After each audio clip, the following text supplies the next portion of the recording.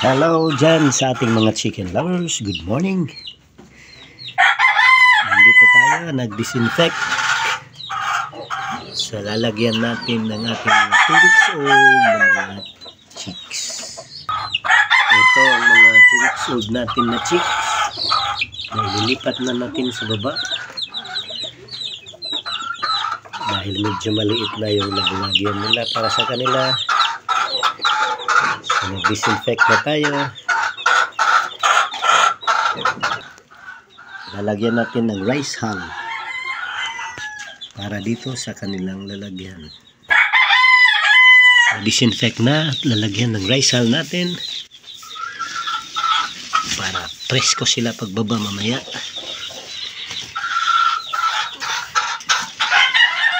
Yung ginamit nating pag-disinfect ay mga sabon at Sunrox.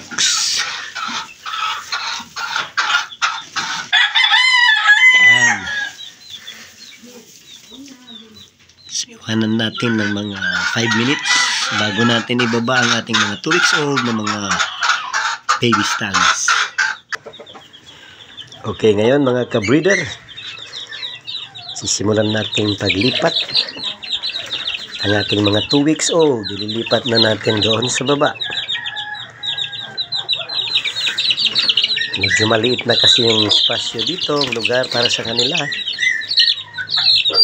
Ito na, lilipat na natin isa-isa. Hey! Lumalabas. Ayaw niya sa baba. Ito pa, ang gaganda ng ating mga baby stag, oh. Ang gaganda sila. Mga healthy.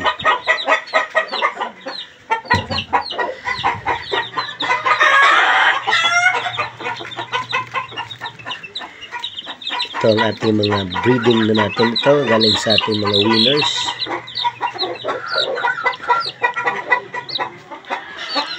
May 2 times winner tayo na bird cup na ginamit. Galing naman sa tiyo natin na kapatid. Ito galing ito sa sweater, 5K sweater na may dugong milsim. Ayaw niya sa loob.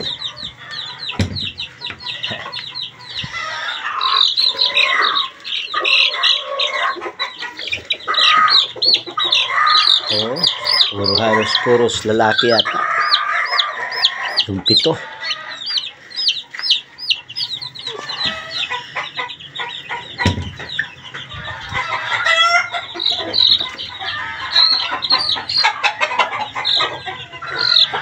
Mga ka-breeders, ano sila ngayon?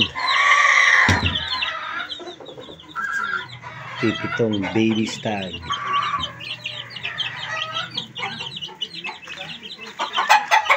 Of course, nilagyan na natin sila ng pagkain at malinis na tubig. Tubig na nilagyan natin ng Vitamin Pro para sa paglipat nila may protection sila sa pagbabago ng temperature.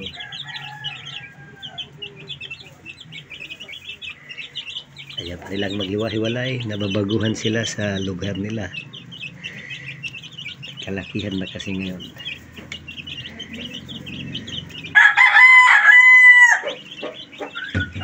So ililipat naman natin, i-disinfect natin ito. Dahil lagyan naman natin ng ating mga more than 1 week.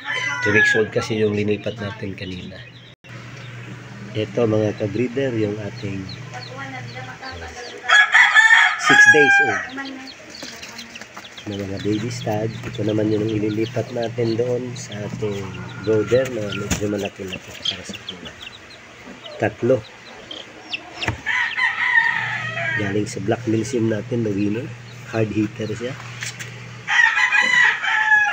Ito pa, may mga kamin pa tayong itlog. Mag-hatch ito sa August 2. Nisprehan pa lang natin. So 1 more week to go. Meron na naman tayong kaming mga baby stags. Yan lang po mga kabreeder ngayong umaga. Have a nice day.